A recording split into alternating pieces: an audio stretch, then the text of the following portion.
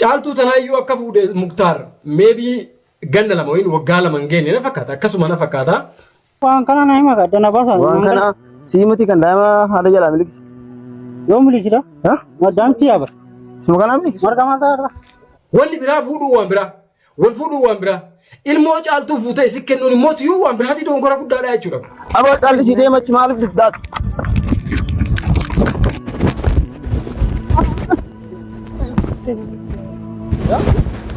Ati yoo maal jettu dhuftee Muktaariin mana isaatitti itti fiddee foolisa qabsiiftee akkasitti tumsiiftaa jechuudha.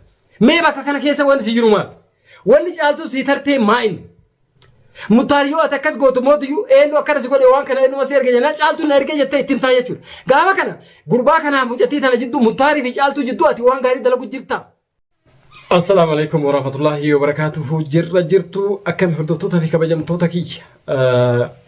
Nagaa qabdanii bakkuma jirtanitti nageenyi kiyya qoonni irraa madda isin haa ga'u isiniin jecha eegaa walitti deebinee jirra har'a maaliin deebitee jechuun keessanii naftu ijji tun guyyuu irraa hooma nu argaa oolti wallaahi waan gaarii nu argaa oolti waan hamtuu nu argaa oolti keessattuu zamana keenya kana keessa wanni nuti argaa oollu waan ija namaatiif gaarii osoo hin taane waan dhaloota nu booda dhufuufillee gaarii osoo hin taane akka dhaloota amma lafa jirru kanatti waan gaarii dhaloota nu booda dhufuufi nutillee zabana amma nu muude kana keessatti waan gaarii argaa hin jiru. Guyyurraa wanni itti nuti argaa oollu waan gaarii miti. Maaliif akkana jettee jechuun keessanii nafu guyyurraa huma argaa oollaa wanni argaa oollu mootiyyuu waan qalbii namaa gammachiisu miti wanni hin jedhuufi nuti duraani gaafa nuti ijoollee namni keerii walii yaada toltuu walii yaada jaarsaaf jaartii hoggaa wal dhabde yoo isiin gara maatiitti baqatte maatiin fuudheeti guyyaa lama oolchee maatiin fuudhee abbaa warraatiif haadha warraa kan walitti araarsa. Nuti kabeen zaban nuti durii gaafa nuti agarre gaafa nuti ijoollee jechuudha. Jaarraa keenya kana keessa mootiyyuu hin jiru waan akkana. Har'a viidiyoo onnee cabse tokko argeettiin viidiyoon sunillee nu heddanii hiriyaa keenya qaalii fi gaarii Muktaar Hajji Muktaar irratti waan ta'e san argee hedduu takka qalbii na cabte. Maaliifuu guyyurraa homa qalbii nama cabsu argaa oolla garuu keessaa sun kophaatti jechuudha. Ilmoon haadha fi abbaa wal qixa jira keenya. Dhugaa rabbii sanitti ilmoon haadha fi abbaa wal qixa. Ammallee mootiyyuu haati manaallee yoo abbaa warraati wal dhabde ilmoo fudhattee deemuun dhufkuni huma duraan jiraati waan har'aati miti jechuudha. Gaafa nuti ijoollee akka nuti beeknu abboota keenya irraa agarretti fi haguma ijaan agarretti illee dhaloota keenya kana keessatti immoo agarre bakka adda addaa jiraachuun malaa jechuudha. Kaasatan naannoo magaalaa keessatti waan deemaa jiru waan takkaa duudhaan namaallee hin dalagin aadaan keenyallee dalagee bira hin darbin jechuudha. Abboonni keenyallee dalagini. Haati yoo fakkeenyaaf abbaa manaatiin wal lolte yeroo manaa baatu ilmoo ofii fudhattee kal'oon baattee baati. Yoo gattee fakkeenyaaf haalli itti hammaatee gattee iyyuu mana ollaatti baqattee ilmoo xiyyanaa fidattee abbaa warraa katume wayiin kan wal lolan sun illee ilmoon dhogguu jechuudha. Ilmoon haadha malee hin toltu namni martuu ni beekaa jechuudha. Ilmoo fuudhanii itti kananii yoo warra ollaatti baqattellee ilmoo ofii hojii bulti. Yoo dandeessee haalli mijatee fi gara maatii ofii abbaa fi haadha ofii bira kutteesi ilmoo ofii fudhatteetuma deemti. Kana mootiyyuu kan yoo haadha waloon ilmoo nama jalaa fudhatan abbaan manaa ilmoo ofii fudhatu haadha gatee kan yoo mootiyyuu abbaa manaatiin waloole haati ilmoo fudhattee baddee ilmoo kiyya ijaa hin agartu jettu. Zamanuma keenya kana keessa agarree jechuudha. Wanni amma taa jirullee sanumaa jechuudha. Fakkeenyaaf wanni amma ijoollee ta'e irratti deemaa jiru kuni waan hedduu takka nama qaanessuu fi waan hedduu takka nama jibbisiisu maaliif yoo jettanii amma dura akkuma argaa turre obboleessa keenya qaalii Saidoo haati warraa Sumayyaan ilmoo jalaa fudhatteeti ilaa har'aatitti huma saniif xaaraa jira jechuudha. Akkamitti ilmoo kiyyaa walgaa har'allee mootiyyuu amma torbaan kana keessa maaltu deemaa jira caaltuu fi Muktaartu wal dhabe. Caaltuu Muktaarillee wanni irratti wal dhabde huma takka gaawwan isaan dalagaa jiran wanni Saidoo fi Muktaaris dalagaa jiran huma takka caaltuu tanaayyuu akka fuudhe Muktaar maybe ganna lama wayin waggaa lama hin geenne na fakkaata akkasuma na fakkaata. Jaalalaayyuu walirraa qufne ganaa ilmoo takka irraa argate jettii tan deemee tabira irratti fuudhe innillee caaltulleen akkamittiin irratti fuutaa ka jettu yaa'iin kaate jidduu isaaniititti. Yaa'iin eega kaate mootiyyuu namni rakkoon ittiin dhufne hin jiru namni yaa'iin ittiin dhufne hin jiru yaa'iin ni jiraata. Haati warraatiif abbaan manaa wal dhabaati. Kaleessallee wal dhabaa turanii har'allee wal dhabaatuma jiranii jechuudha. Garuu mootiyyuu maslahaa qaba. Nuti kaleessallee agarre haawwanni keenya kan dura taran jechuudha. Yoo abbaan manaa irratti fuudhe hin dubbattu. In agarre yoo sokkitesi yoo su mana galti malee hin dubbattu jechuudha. Ka ammaa kun mootiyyuu yoo ol ka'ee namni tokko irratti fuudhee haati manaa du'ee dhabama malee anumaan booda dubartiin lafa irra hin jirtu akkamittiin irratti fuuta waan jedhu wayii sammuu ofii keessa kaanii akkasitti uumamsiisanii deemanii jechuudha. Wanni ammallee rakkoo kana fidee gaafa durillee Saidoo irratti wanni rakkoo fide intala Aayyuu tana fuudhuudha. Aayyuu fuudhee Sumayyaan akkamittiin irratti fuuta jettee kaatee balaa san gootee hanga ilaa har'aatitti Said ilmoo ofii ijaan arguu dhabuutti nuusa waggaa tokkootiif deeme jechuudha. Sadarkaa sanitti irra waliin jiranii jechuudha. Lammata immoo Muktaar illee ka'eetuma akkuma san tabiraa fuudhe yeroo dheeraa waliin ture. Muktaar fakkeenyaaf gaaf durii Saidooni Sumayyaa as magaalaa tanatti Yaman kanatti gatee magaalaa sanaa kana gatee ofiitii Itoophiyaa deemee achitti fuudhe. Viidiyoo irratti agartee jechuudha Sumayyaan oddoo Saidoon viidiyoo hojii waraabuu baatee icciitii dhoysee hanga gaafa galtee wayiin immoo qabatamaan agartuusitti Sumayyaan hin agartu waan sana. Saidoollee waan dhoysuu hin barbaadinii fi fuudhuun anaan baafne sunnaadha waan jedhuuf fuudhee viidiyoo irra baasee Sumayyaan bobboo kunummaan hin ta'u. Gaafa inni achi as garagalu ilmaan fudhattee kutte. Kan Muktaar kun Muktaaris biyyuma keessa jira. Caaltulleen biyyuma keessa jirti. Odumaayisiin biyya keessa jirtu tabiraa jaalallee biraa fudhate. Haa fuudhu rakkoo hin qabu. Muktaar immoo tuyyuu fuute. Maa fuutee namni jedhu hin jiru. Yoo sii ta'e yoo ati dandeette sanillee tanallee hin horradhaa yoo jettee maslaa kee lallattee karaa si baasu. Gaafa durii caaltuu fuute maatii fuudhee na fakkaata. Argini aruuzota akka gaarii godhatanii akka ajaa'ibaatti fuutan maatii fuudhe. Intallis intaluma biyyaa na fakkaata. Eegammoo tuyyuu amma tana fuute waan isiin caaltuu sii caaltessitu beekan nuti hin beeknu. Nuti immoo tuyyuu yoo silaa rabbii wal isin jaalachiisee caaltulleen sii heeyyamtee baga fuute siin jettee jaalalaan maatii kee lachuu wajjin tanallee caaltullee hojii jiraatte. Umaa wanni nuti irraa argannu sin jiru, wanni nurraa hidhatu sin jiru, wanni nurraa siqu sin jiru. Maal malee akka hiriyaa tokkotti isinii gammaduudha malee. Garuu mootuyyuu yoo har'a caaltuu wal dhabdanii ilmoo ofii isiin ilmoo torbaan kana guutuu ilmoo bootte Saiditti illee dhaqxee himattee jirti. Saidollee anas si barbaadaa jedhee. Ati mootuyyuu ilmoon haadha malee akka tolle namni guutuun ni beeka. Fuutee mee ilmoo haadharraa adda baaftee. Ati fakkeenyaaf intala san jaalachuu dandeetta. Amma caaltuu irra fuudhuu deemtu tana fuute wayiin fuute tana jaalachuu dandeetta. Ilmoon isii mootuyyuu ilmoo caaltuu isii tanaaf akkamitti taati? Hanga feete isii yoo jaalatte ilmoo caaltuu akkamitti intala tanaan jaalatte? Bar haati biddeena haadha biddeenati yaan Oromoo wanni jettuun haadha biddeenati wanni yaan himaa biddeena jidduu isaanii jira malee wanni biraata kan jirtu jechuudha. Tamam akkamitti ka caaltuu amanuu dadhabde fuutee ilmoo caaltuudha intala tana kennite. Wanni biraa fuudhuu waan biraa wal fuudhuu waan biraa ilmoo caaltuu fuutee isi kennuun immoo tuyyuu waan biraati dongora guddaadha jechuudha. Caaltuu caaltii fi intali tun siif immoo caaltuu caaluun mala garuu immoo ilmoo ati fuutee itti kennitu caaltuu tun caaltuu caalti jettee fuutee itti kennita bahu maal jettee fuutee itti kennita waggaa itti kennitu kana. Tamam lammata immoo tuyyuu namoonni adda addaa hiriyaaf illee haa ta'u waan fedhe firallee haa ta'u waan fedhe haa ta'u jaartii jidduu seentan. Yoo ta'e immoo akka gorsaatitti namni namarraa haasa'uun lakkii wanna kanaa kun Muktaar sirraan barbaachisu lakkii caaltuu wanna kanaa sirraan barbaachisu jechuun waan jiraati.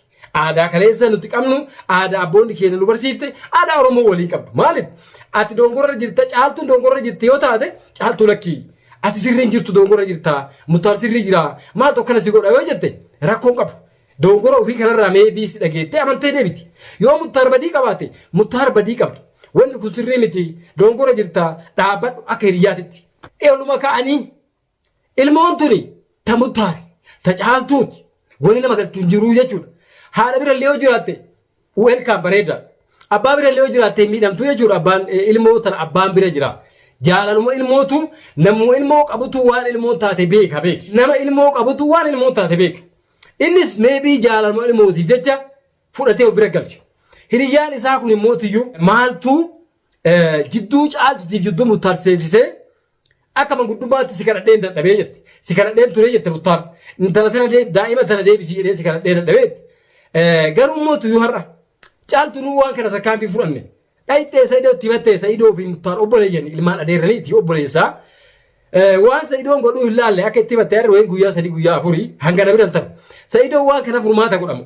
Furmaata godhumu jettee hin eeyne. Saidoon maaka silaa obboleessummaan isaa ka caaltuufillee walqixaa ka Muktaariifillee walqixaa tarkaan fi irratti fudhatte kana fudhanne ati yoo maal jettu dhuftee mutaari mana isaatitti itti fiddee poolisa qabsiiftee akkasitti tumsiiftaa jechuudha. Mee bakka kana keessa wanti si jiru maal? Wanni caaltuu si tartee maa'in? Ilmoon tun tamuun tarta'uu ni beeku. Ta caaltuuti. Bakka kanatti aantummaan ati caaltuu ofitti aansitee mutaariin diina gootee dhayxee mootummaa itti fiddee manatti tumsiiftu kuni mee maaltu sii jira bakka kana keessatti? Maaltu sii jira bakka kana keessatti? Lammata immoo mutaar yeroo warri qaamaa mootummaa dhufu sanii si barbaannaa siin jedhan. Na barbaaddani bareeda. Amma dura odoo simatanii mana murtiititti wayin immoo tuyyuu mana gaddaatitti simatanii takka waajjira poolisiitti simataniitiin hin jiraatanii. Xalayaan si bira geettee dhiyaachuu baatte dhufee poolisiin barbaadee manaa si hafuudha. Iyyannoon bakka jirretti oluma kaatee namni kun poolisa fakkaatee yeroo har'a rakkoon adda addaa kan Itoophiyaa keessatti deemaa jirtu kan argaa jirru nama qaama mootummaa fakkaatee rakkoo namarraan gahu. Qaama mootummaa fakkaatanii sibiilii qaama mootummaa uffatanii dhufanii yoo rakkoo sirraan gahan maaltu hojjisu oofu? Moo kana guutuu seera wallaalte moo yeroo jarri kun si barbaannaa waajjira poolisiitti si barbaadan siin jedhan xalayaa waajjira poolisii ka seeraan isin ergan nagarsiisa. Seeraa bar seera jiru Itoophiyaa keessatti ta'ee bakkuma kamittuu ni gaafata. Waajjira irraa namni hoggaasitti dhufu jechuudha ergamee namni kun biyya akka dalagee jira qaama mootummaa jala haa oolu takkaaf waan balleessaniif haa gaafatamoo jedhame xalayaan barraa'ee chaabbandaamee waajjira akkanaatirraa sitti ergame kan jedhu jira jechuudha. Ati waan sanis hin gaafan oduma gaafatan oduma kaatee wajjin deemtaa jechuudha. Lammata mootuyyuu qaamnummaan poolisaa kun kamaa mootummaa kun hoggaa nama tokko qabu nama dhiituu fi nama cafaquu fi nama achi geessu maaltu geessa? Ilmoon tuni ta'isaati ilmootiyyee jechaa jira mucaan ilmootiyyee dha inni warwaatu yakka dalagde ilmoo ofii abbaan of biratti fuudhuu yakka maaltu yakka godhe? Seerri mootummaa kun jala ol dalagaa gubbaa ol dalagaa nama dhibaa jechuudha. Kanaaf wanni kana guutuu mootummallee itti fidee rakkoo kana guutuu murtaa'e odoo rakkoo irra gage odoo miidhamillee miidhee gurbaasanii jechuudha. Mee ati bakka kana keessaa maal argatta?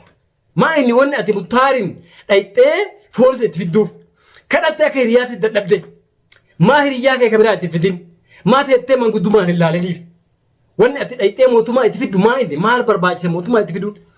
Hanga dasti jedhee si tolee si gammachiisee re'ee yookaan akkasitti isaan cafaqan san yeroo isaan akkasitti miila jalaa fuudhan san kophee yeroo isaan akkasitti tuman san hanga mucaan miila gadi jechuu dadhabee miila ol fuudhanii deemanii takkatti dhaabattee ilaaltu si tolee jira.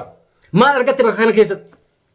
Caaltuu mucattii biraan jirtu ilmoon ta jirtu intala amma muktaar fuudhe tana bira jirti. Muktaari fuuta irraa qabsiifte caaltuu mucattiin argine ilmoo tana dhugaa badhetti gattu ati akka nama ilmoo tanaa yaadachi moo ati? Akka nama caaltutti yaadati moo akkam jechuudha mee bakka kana keessatti? Wannummaan ati harka as keessa naqachuu si geessise maaltu jira? Aantummaa dhiigaa yoo ka caaltuu qabaatu taate akkuma caaltuu si dhiiga qabdu muktaarillee dhiiga si qaba. Aantummaa dhiigaa ka muktaar yoo ka qabaatu taate mootuyyuu akkuma san caaltulleen jaartii teessanii jechuudha. Wanni bakka kana keessatti ati mootummaa itti fiddee mucaa cafaytiiftuu maaltu jira? Maal argatta bakka kana keessa? Maal argatta bakka kana keessa? Bira dhaabbattee egaa isaan cafaqan sitti tole sitti itti meetiin didee baga isatti jettaanii jechuudha. Maa gara jabummaan akkanaa kun maa barbaachise nurratti? Dhaloonni dhufu ka ammaa maa nurraa barata? Ijoolleen lafa ol dhufaan maa nurraa barataa jira? Nu akka goonullee goonu jaarraa keenya kana feenu badduu irratti haa dalaynu feenu toltuu keessatti haa dalaynu nuusan geennee jira. Hayyee dhaloonni nu duuban dhufu maa nurraa barata?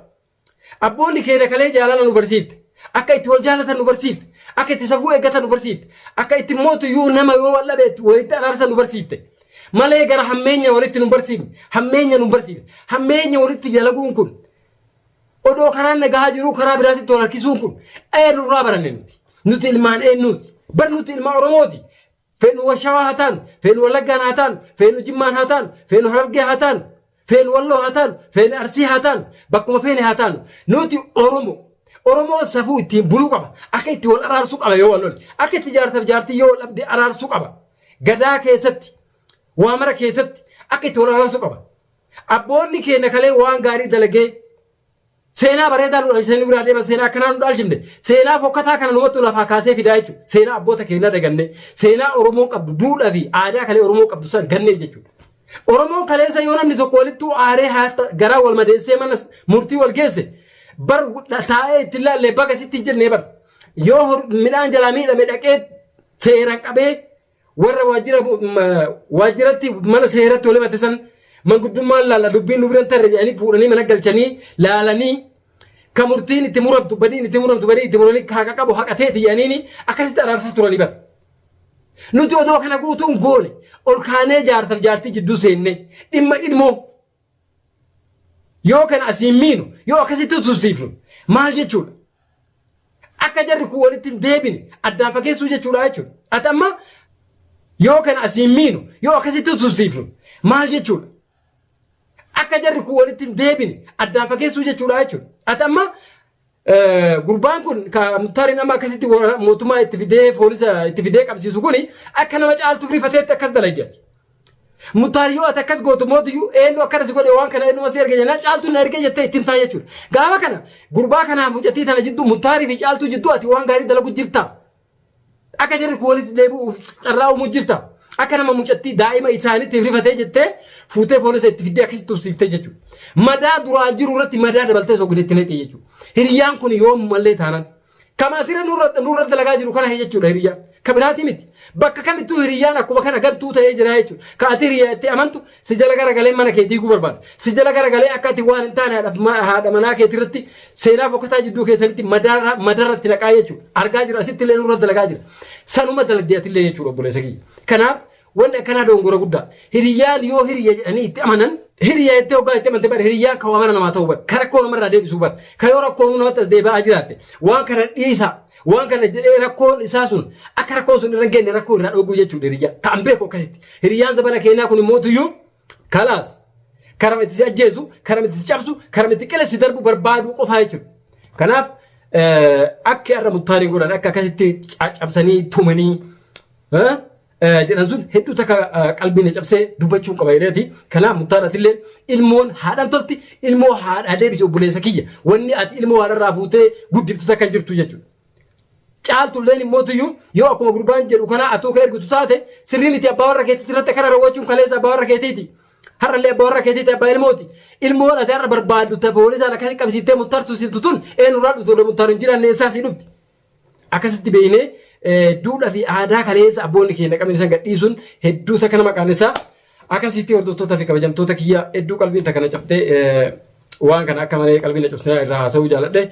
Akkasitti warra wal beekuutu rabbi walitti araarsu hanga viidiyoo biraatiin walitti deebinutti bakkuma jirtanitti nagaa keessa naa turaa isinii jecha assalaamu alaikum warahmatullaahi wabarakaatuh.